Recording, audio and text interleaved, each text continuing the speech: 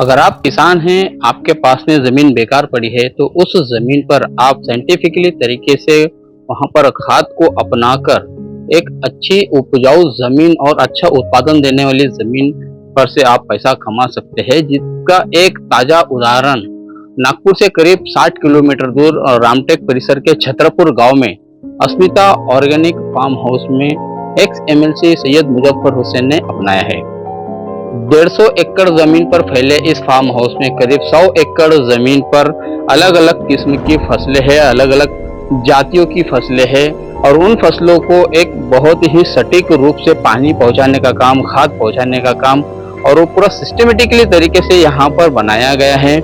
हम आज इसी नागपुर के छतरपुर गांव में हैं, जहाँ पर ये फार्म हाउस है और इस फार्म हाउस के जो मालिक हैं सैयद मुजफ्फर हुसैन हमें उसकी जानकारी देंगे कि उन्होंने इस अस्मिता ऑर्गेनिक फार्म में जो मेहनत की है, जो कोशिशें की है, जो सालों से वो यहाँ पर करते आ रहे हैं, तो उन्होंने कौन कौन सी फसलें लगाई है, उन्होंने जो यहाँ पर उत्पादन का एक नया स्रोत, एक नया आयाम यहाँ पर रचा है।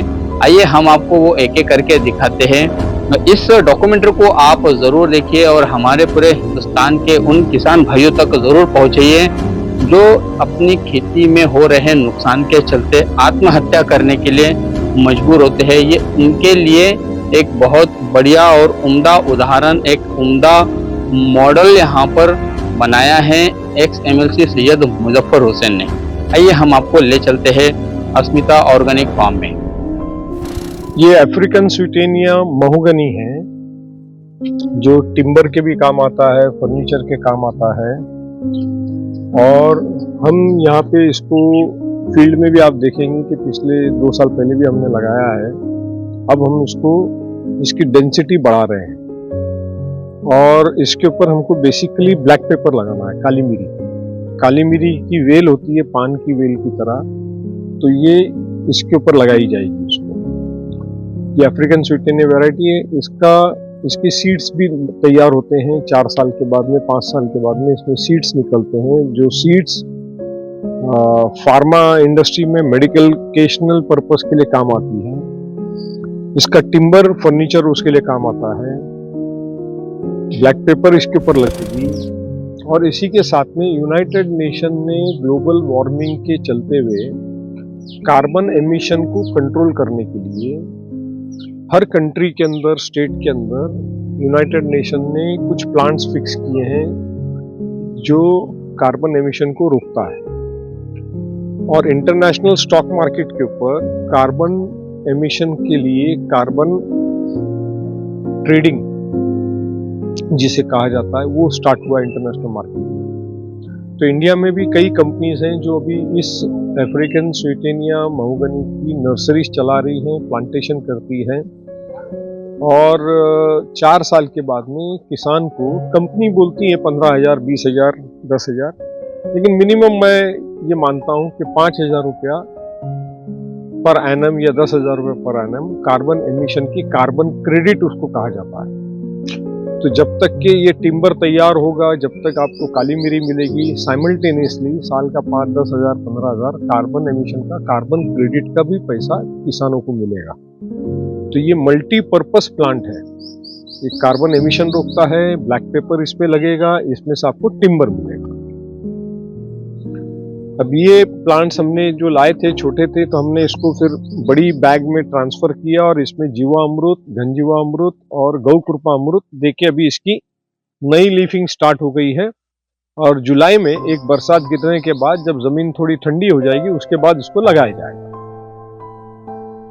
ये ग्लिरिसीडिया है और बहुत अनफॉर्चुनेट है कि इतना बड़ा मेडिकेशनल प्लांट है ये, जो नाइट्रोजन फिक्सेशन करता है, ऑक्सीजन का लेवल बढ़ाता है, सॉइल की क्वालिटी का इम्प्रोवाइजेशन करता है और विदर्भ के अंदर कोई काश्तकार, कोई फार्मर इसको अपनी बांध की बंदी पर, बाउंड्रीज पर तक के नहीं लगा पाया।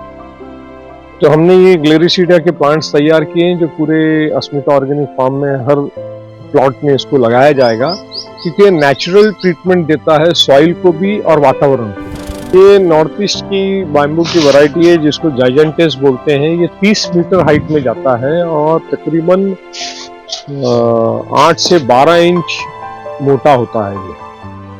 इसको पानी की रिक्वायरमेंट थोड़ी ज़्यादा रहती है 100 लीटर्स पर डे के हिसाब से, मगर हम यहाँ पे उसको 100 लीटर पर डे के हिसाब से पानी नहीं दे रहे हैं। तो एक वैरायटी हमने लाई और उसको यहाँ डेवलप की है, तो ये दिखाने के लिए कि विदर्भ के अंदर भी अगर तुम्हारे पास पानी सफिशिएंट भी है तो जाइजेंटियस टाइप का बाम्बू होता है जो 30 मीटर बोले तो तकरीबन 100 फीट हाइट में होता है और 12 इंच मोटा ये होता है। ये फर्नीचर पर्पस के लिए काम आता है, ये स्ट्रक्चरल पर्पस के लिए काम आता है, इंटीरियर्स के लिए काम आता है, बड़े बड़े स्ट्रक्चर्स जो बैम्बूस के बनते हैं उसके लिए काम आता है। मेरे पीछे आपको रेन ट्री दिख रहा होगा। रेन ट्री का बेनिफिट ये है कि ये एक टिम्बर तो देता ही है अगले 20 साल में 25 साल में कम से कम कुछ नहीं तो 30 टन 40 टन टिम्बर एक झाड़ में से निकलता है, मतलब 3 ट्रक 4 ट्रक माल एक में से निकलता है। उसके अलावा ये हमेशा 12 महीने ग्रीन रहता है। इसको हमने लाया और हमारे जितने शेत तालाब है उसके आसपास में इसको लगाया है, जहाँ गंजे व अमरूद बनाते वहां लगाया है, क्योंकि इससे ठंडक बहुत रहती है। ये शेत तालाब का वाटर इवेपोरेशन का परसेंटेज कम करता है और पशु पक्षियों को इसके ऊपर बैठना के लिए जगह मिलती है। उससे इको बायोडाइवर्सिटी का वातावरण निर्माण होता है। अब आप इस खेत में देखेंगे कि आपको ऐसे शांत खड़े रहोगे तो कई पक्षियां आपको नजर आएगी, उनकी चहचहाट आपको नजर आएगी, उनकी आवाजें आपको सुनाई देगी। तो जिस तरह से इंसान को सूदिंग एटमॉस्फेयर लगता है, मौसीकी लगती है, म्यूजिक लगता है, उसी तरह प्लांट्स और क्रॉप्स को भी एनवायरनमेंट के अंदर वैसा सूदिंग एटमॉस्फेयर लगता है। वो उसी को इको बायोडाइवर्सिटी कहते हैं, जिससे पशु पक्षी आपके खेत में रहे। अगर पशु पक्षी आपके खेत में है इसका मतलब आपके खेत के अंदर नेचुरल फार्मिंग से जो जनरेट हुए इंसेक्ट्स हैं, जिससे जमीन हुमस तैयार होती है, सॉफ्ट होती है, उसकी क्वालिटी सुधर रही है, तो ये उस बात की निशानी है कि आपकी जमीन सुधर रही है। इसके लिए वो पक्षी आपके खेत में है और उसको बैठने का सहारा मिल गया और पीने के लिए पानी मिल गया। विदर्भ के अंदर एक क्रॉप पैटर्न चेंज की दिशा में हम काम कर रहे हैं और विदर्भ के अंदर बहुत ही लिमिटेड क्रॉप्स हैं, उसकी यील्ड भी लिमिटेड है, उसकी इनकम भी लिमिटेड है। इसलिए एक नई कोशिश, रिसर्च आप कह सकते हैं, वो हम कर रहे हैं कि काली मिरी का प्लांटेशन विदर्भ में। ये काली मिरी की नर्सरी हमने तैयार करी है। यहाँ पे प्लांट्स को एक्लेमेटाइजेशन किया जा रहा है पिछले साल भर से और उसके बाद में इसकी मल्टीप्लिकेशन की जा रही है। मल्टीप्लिकेशन करके इसको फील्ड में लगाने का काम किया जाएगा। जहाँ पे महोगनी हमने लगाई है, अभी आपको महोगनी हम दिखाएंगे, तो महोगनी के ऊपर इसको लगाया जाएगा। इसके लिए नर्सरी में ये प्लांट्स हम अभी तैयार कर रहे हैं और ये ICAR के former head of spice division doctor MN Venugopal ji, जो रिटायर हो चुके हैं, मैसूर से हैं, उनके गाइडेंस में ये काम किया जा रहा है, क्योंकि वो हेड ऑफ स्पाइस डिवीजन 32 साल थे all India Indian council of agriculture research के अंदर।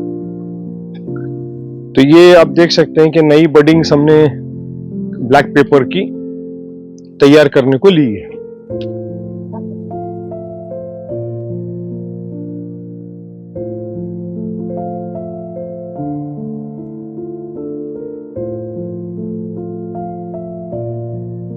ये जंगली धतूरा है, ये दशपर्णी जो हम लोग पेस्टिसाइड बनाते हैं, नेचुरल पेस्टिसाइड, उसके अंदर इसके पत्ते और ये इसकी फूल डाले जाते हैं।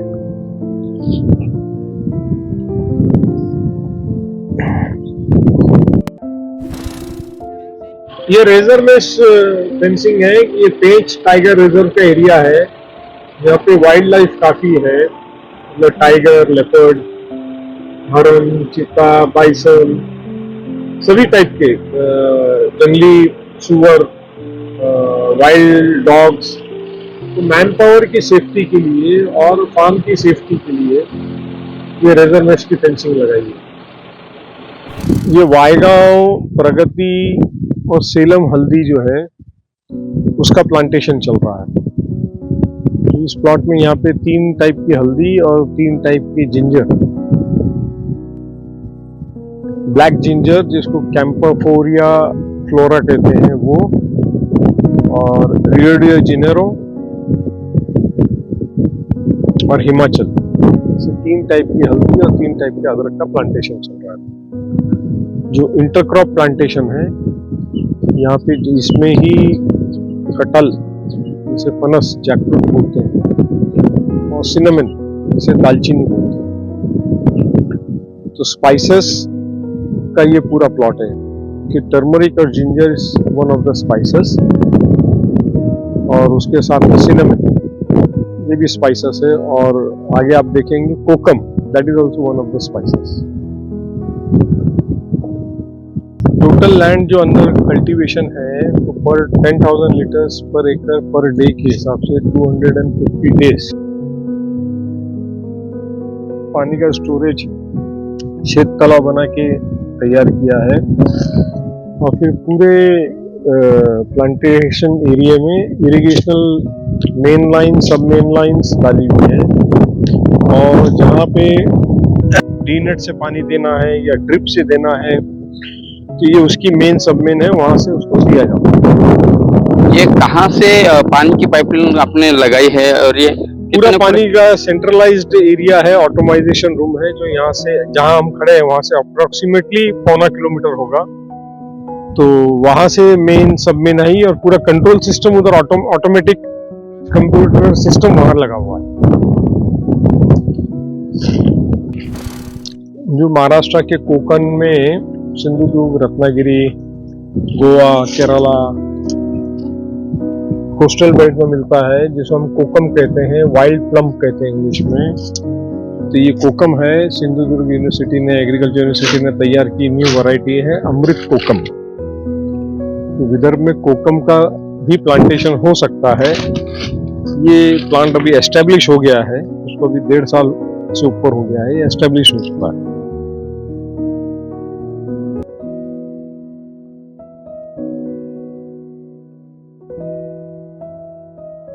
ये केसर है, केसर गिर तलाला का, जूनागढ़ का केसर।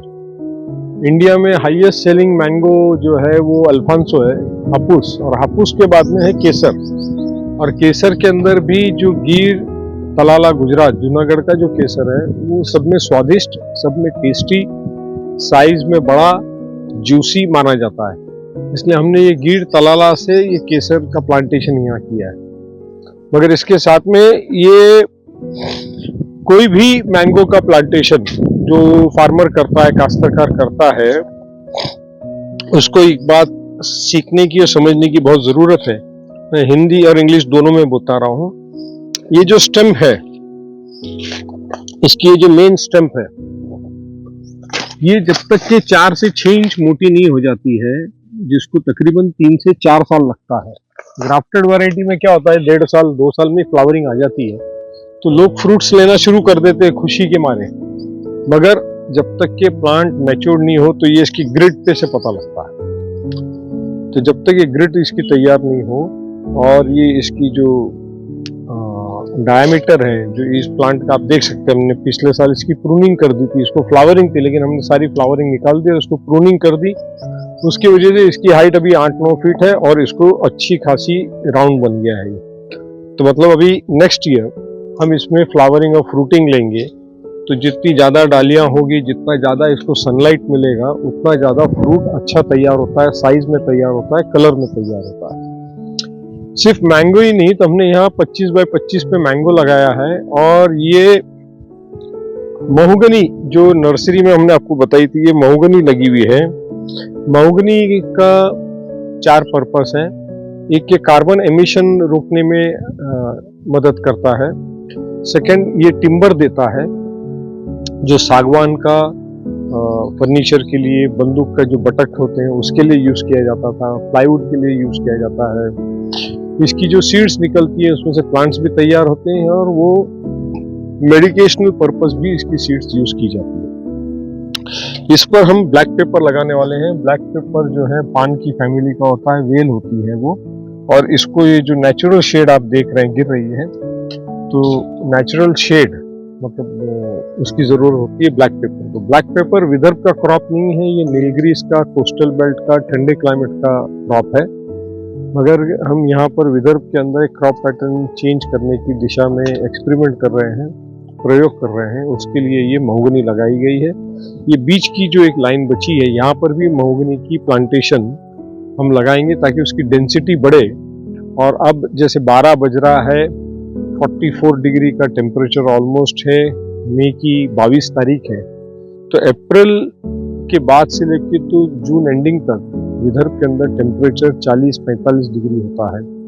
उस वक्त उसको पानी नहीं बचा सकता, उसको नेचुरल शेडिंग जो है, जैसे अभी हम खड़े हैं झाड़ के नीचे तो नेचुरल शेड है, वो नेचुरल शेडिंग की जरूरत होती है। तो ये हम नेचुरल शेडिंग तैयार कर रहे हैं। ये एक मॉडल है मैंगो, सामने आपको लेमन दिखता है, नींबू सिट्रस फ्रूट, नींबू, महोगनी, ब्लैक पेपर, काली मिरी जिसे कहा जाता है, केसर आम, केसर में दशहरी, चौसा।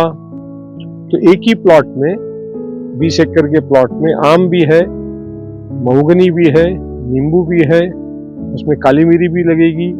आपने कई जगह पे तेजपत्ता भी देखा होगा और बाम्बूस भी देखा है। मतलब मल्टीपल क्रॉप पैटर्न है जो विदर्भ के किसान को एक मॉडल हम बता रहे हैं कि अगर आपका मैंगो फेल हो गया तो महोगनी आपको 20 साल में पैसा देगी, वो आपको 4-5 साल में काली मिरी आपको एवरी ईयर 1 से 1.5 टन काली मिरी उसकी आपको इनकम मिलेगी, नींबू की इनकम आपको मिल सकती है, तेजपत्ता का मिल सकती है। आपको बहुत सी जगह यहाँ एरंडी दिखी होगी, जो हमने प्लांट जब छोटे होते हैं तो उनको नेचुरल शेडिंग के लिए एरंडी कैस्टर लगाया था। कैस्टर के पत्ते हम दशपर्णी में भी यूज करते हैं। कैस्टर के पत्ते जमीन पे गिरते हैं तो बैड बैक्टीरिया को मार देता है, और कैस्टर की सीड्स भी आपको काश्तकार को मिलती है।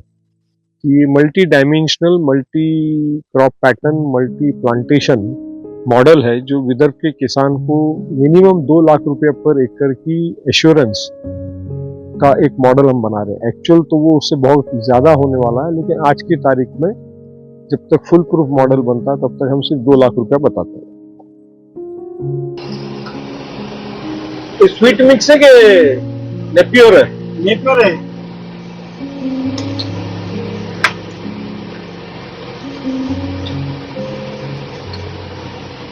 कितना दे रहे इसको? आ गया, तुमने खा के देखा? पहला नेपियर लगाया था, अभी भी नहीं टेस्ट किया।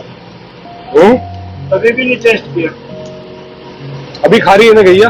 गैया खा रही है। 2 रुपया डालते जाओ।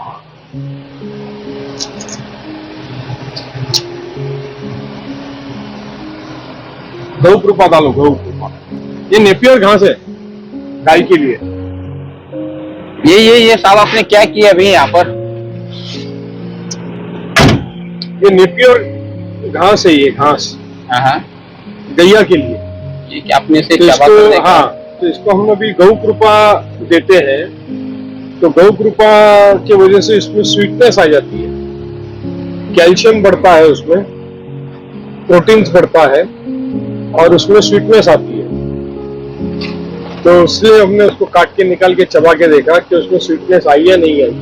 तो हमको गौ कृपा का परसेंटेज और कितना उसको डोसेज बढ़ाना है वो नक्की करना।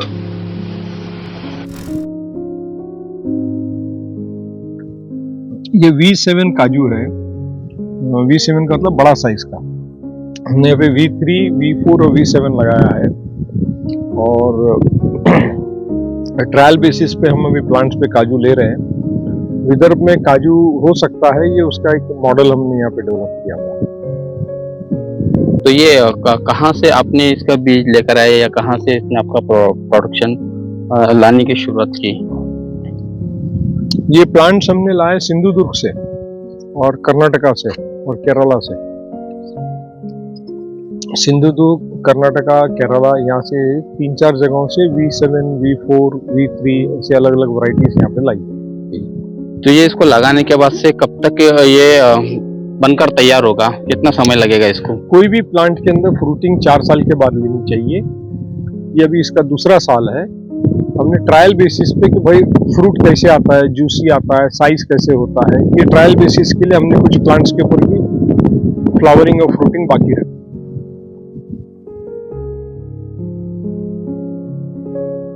ये कैश्यू है, काजू V4 वैरायटी है। तो इसका जो काजू होता है वो V7 से थोड़ा छोटा होता है। और ये जो ऊपर का फ्रूट है ये खाने के काम में आता है, बहुत स्वीट होता है। और गोवा में इसकी काजू फेनी बनती है, शराब बनती है। विदर्भ के अंदर काजू हो सकता है, ये उसका एक मॉडल हमने तैयार किया है। 400 झाड़ हमने यहाँ पे V3, V4, V7 के लगाए हैं। और ये आप देख सकते हैं कि यहाँ पे काजू के फ्रूट्स और काजू कैशूनट, जो लोगों को लगता है कि वो सिर्फ कोस्टल बेल्ट में होता है, बाकी नहीं होता है, वो यहाँ पे आप देख सकते हैं कि होता है।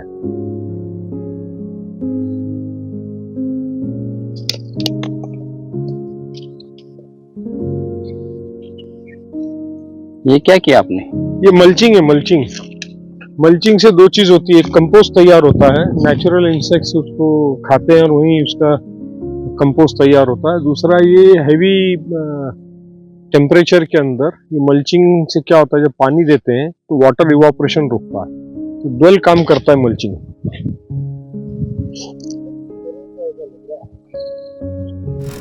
ये सोलार लगाया हुआ है, सोलार से 5 HP का पंप है और एक अलग से फिल्ट्रेशन प्लांट है। ये 15 एकड़ का बांस का प्लांटेशन है। और ये यहाँ की जो सॉइल है वो बिल्कुल सैंडी सॉइल है और पत्थर वाली सॉइल है, तो दूसरा कुछ यहाँ हो नहीं सकता था। इसलिए हमने यहाँ पे 15 एकड़ में बांस लगाया। और इस बांस को पानी देने के लिए पूरे साल में उसके लिए ये शीत तालाब बनाया है। और ये शीत तालाब का storage capacity approximately 1 crore litre है। तो 9 महीना पानी देने के लिए इस 15 एकड़ को ये शीत तल बनाया हुआ है। और इसको सोलार के, क्योंकि यहाँ पे लाइट की अरेंजमेंट नहीं है, तो सोलार लगाया हुआ है। सोलार से पानी बांस को दिया जाता है। बांस 50 टाइप्स की बांस है और बांस को 1 एकड़ में 300 से लेकर 350 330 झाड़ लग सकते हैं। यहाँ पे बाम्बूसा बालकुआ है, बी बाम्बूसा है, एफिनिस है, टुल्डा है, ओलिविया है, जाइजेंटेस है। इस तरह के 50 बैम्बूस की वैरायटी है। और ये ज़मीन बिल्कुल नॉन कल्टीवेशनल क्वालिटी की थी, लेकिन आप देख रहे हैं कि इसमें बांस अच्छे से उगा है। तो ये भी एक विदर्भ के किसानों के लिए बाम्बू का मॉडल है कि अगर आपकी ज़मीन बहुत ही खराब है तो आप मिनिमम पानी में बांस लगा सकते हैं और चौथे 5वें साल से आपको अप्रोक्सीमेटली 90,000 to 1,20,000 पर एकड़ की इनकम आपको आ सकती है। और बांस की खासियत ये है कि अगर फर्टिलाइजर पेस्टिसाइड वाली ज़मीन है और आपने 4-5-6 साल वहाँ बांस रखा तो पूरा उसकी एंटीऑक्सीडेंट का काम करता है। वो ज़मीन में की सारी केमिकल्स, फर्टिलाइजर्स, पेस्टिसाइड्स की जो क्षमता है, ताकत, वो खींच लेता है। ज़मीन को आपकी फर्टाइल बनाने का काम भी बाम्बू करता है। और बाम्बू फर्नीचर, बिल्डिंग कंस्ट्रक्शन से लेके तो पेपर बनाना, बायोगैस फ्यूल के लिए अभी बाम्बू यूज किया जाता है। तो विदर्भ के अंदर तो बाम्बू होता है कई जगहों पे, चंद्रपुर और बाकी के, लेकिन इन जनरल फार्मर्स जो है बाम्बू प्लांटेशन पे ध्यान नहीं करते हैं। वो अपनी खेती के कोने में भी इसको लगा सकते हैं, घर के आसपास लगा सकते हैं। बाम्बू 36% ऑक्सीजन ज़्यादा देता है। बाम्बू 2 डिग्री टेम्परेचर डाउन कर देता है। ये इसके बेनिफिट्स हैं। अब बाम्बू अपने नीचे दूसरा कुछ उगने नहीं देता है क्योंकि इसकी रूट सिस्टम चटाई की तरह होती है। तो ये आपने बाम्बू की जो क्वालिटी है, जो वैरायटी है, वो कहाँ से लाई है, उसके ऊपर आपने कैसे रिसर्च किया, कैसे आप इस नतीजे पर पहुंचे कि यहाँ पर बाम्बू लगाकर एक सफल प्रयोग किया जा सकता है? कोई भी प्लांटेशन अगर करना है तो पहले आपके पास सॉइल क्या है, किस टाइप का सॉइल है वो देखना चाहिए। फिर वाटर अरेंजमेंट आपके पास कितनी है वो देखना चाहिए। उसको बाद में आपको उसको मैन पावर कितना लगेगा वो देखना चाहिए। हर साल फ्लावरिंग, फ्रूटिंग के लिए वो देखना चाहिए। साथ में अगर प्लांटेशन आप करते हैं तो कितने साल तक के प्लांटेशन आपको यील्ड देगा वो देखना चाहिए। तो ये सब 4 ही चीज़ें जब मैंने बैम्बू में देखी कि विदर्भ के किसान के लिए सब में बेस्ट है कि 60 से 80 साल तक जब तक कि उसको फ्लावरिंग आती है तब तक बाम्बू के शूट्स हर साल 4-5-6 शूट्स एक में से निकलते हैं। एकड़ में चौथे पांचवें साल से 90,000 to 1,20,000 का उत्पादन किसान को मिल सकता है। तो नॉर्थ ईस्ट से लेके तो पूरे इंडिया के अंदर 165 बाम्बू की वैरायटी है। हमने उसमें से 50 एक वैरायटी अपने यहाँ पे लगाई है। ये गौमूत्र इसमें जमा होता है, ये जहाँ पे गैया रखते हैं तो उसमें से यहाँ पे गौमूत्र जमा होता है। ये ड्रम में भी गौमूत्र जमा किया हुआ है। गौमूत्र कहीं कितने भी साल आप रख सकते हो, खराब नहीं होता। हमको गौमूत्र की जरूरत पड़ती है जीवामृत बनाने के लिए। जीवामृत के लिए हमको गुड़, बेसन, गोबर, गौमूत्र और पानी, इसी 5 चीजों की जरूरत पड़ती है, जिससे माइक्रोबियल बैक्टीरिया डेवलप होता है, जमीन के अंदर ह्यूमस तैयार होता है, जमीन सॉफ्ट होती है, अर्थवर्म तैयार होते हैं। और अर्थवर्म तैयार होने से अर्थवर्म 15-20 फीट का गड्ढा करते हैं, और जब बरसात गिरती है तो लैंड का वाटर टेबल राइज होता है, क्योंकि पानी जमीन के अंदर जाता है। केमिकल फर्टिलाइजर में ये होता है कि जमीन हार्ड हो जाती है, पानी ऊपर से फ्लो होकर चला जाता है, पानी एब्जॉर्ब नहीं होता, वाटर टेबल राइज नहीं होता है। तो दूसरा एक गौ कृपा अमृत का कल्चर जो है वो बंसीगीर गौशाला के गोपाल सिकोरिया जो है उन्होंने अहमदाबाद में डेवलप किया। हमने उनसे कल्चर लाया और उसको यहाँ मल्टीप्लिकेशन किया। तो इस कल्चर में गाय के दूध से जो दही बनती है, उसमें जो छाछ बनती है, छाछ, गुड़ और वो जो कल्चर लाया हुआ है और पानी, उसको 7 दिन रख करके उसको मल्टीप्लिकेशन किया जाता है। 2 में से 200 लीटर, 200 से 2000 लीटर, 2000 लीटर में से 20,000 लीटर, और फिर उसको पानी के साथ में सिस्टम के थ्रू दिया जाता है। तो इसमें हमारा बेसन, गौमूत्र और गोबर 3 चीज का बचत होती है, जिसका इस्तेमाल हमको घन जीवामृत बनाने में काम आता है। ये जीवामृत और गौमूत्रामृत बनाने की टैंक है, जिसके ऊपर ब्लोअर मशीन लगी हुई है, क्योंकि उसको ऑक्सीजनेट करना पड़ता है दिन में 2 बार। जो कल्चर है उसको ऑक्सीजनेट करने के लिए ब्लोअर मशीन्स लगी है और फ्लड मशीन लगी हुई है।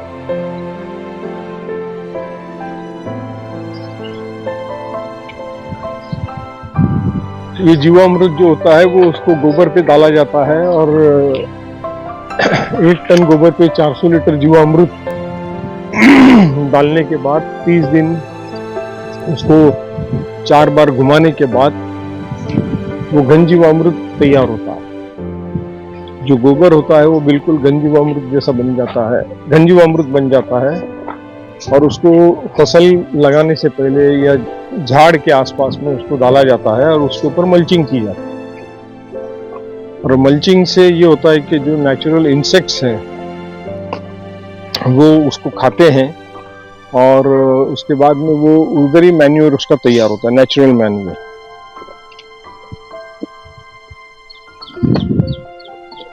मुजफ्फर साहब, किसी भी खेती के लिए पानी सबसे अहम होता है, बगैर पानी के खेती नहीं हो पाती है।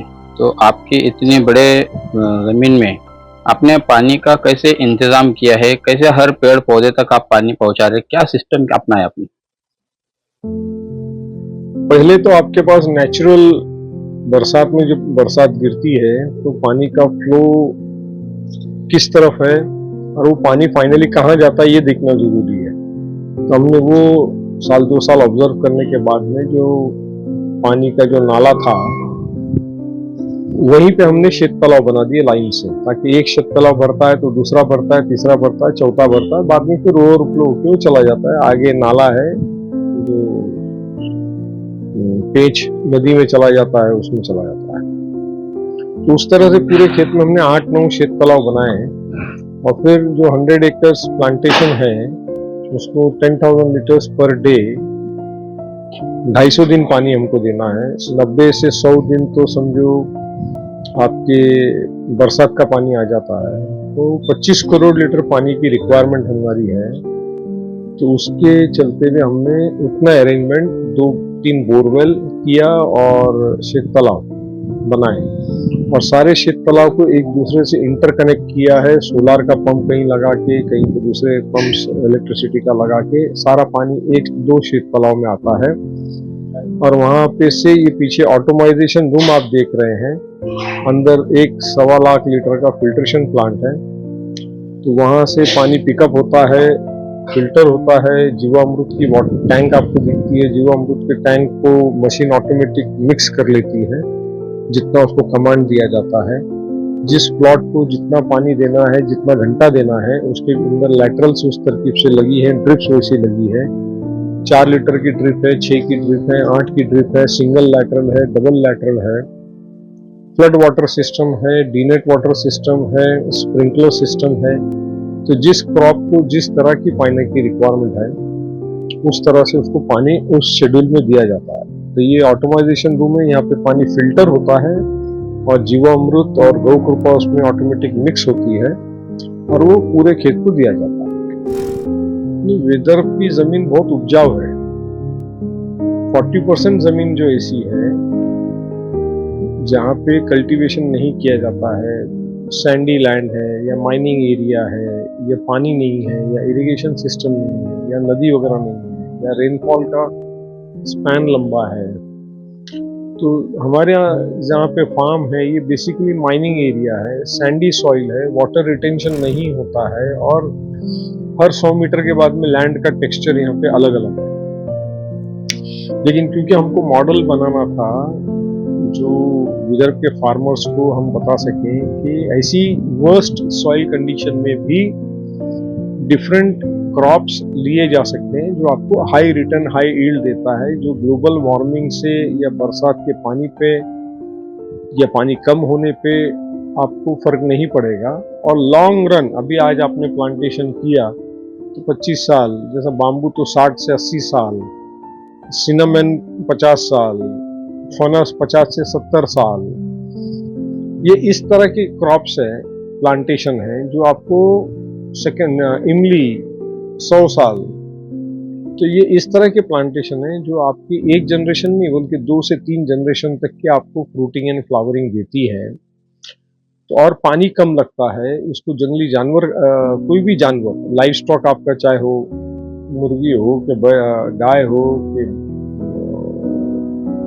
बकरियां हो, ये उसको डिस्ट्रॉय नहीं करती, ये उसको खाती नहीं है।